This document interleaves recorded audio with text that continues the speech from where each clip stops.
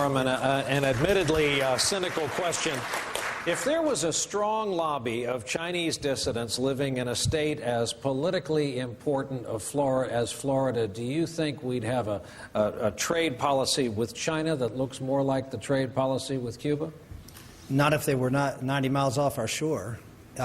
This is an important doctrine of the United States to make sure that our hemisphere and those who are close to us are folks that we can and should deal with. And right now we have and have had for 50 years a dictatorship in Cuba. We've had sanctions on them. They should continue.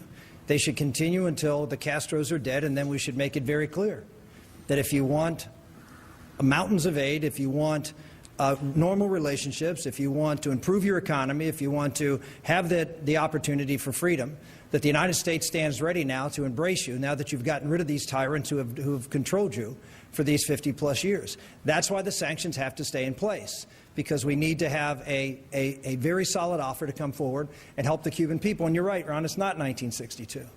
They're now, with the Cubans and the Venezuelans, the Nicaraguans, there is a growing network of folks now working with the jihadists, the Iranians, who are very, very excited about the opportunity to having platforms 90 miles off our coast, just like the Soviets were.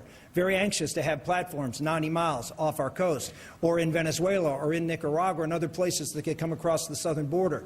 This is a serious threat. It's a threat that I've been talking about for about 6 or 7 years, and it's one that's not going to go away until we confront the threat and hopefully are able to convince the Cuban people that, through what Newt and others have suggested, to change their government at the appropriate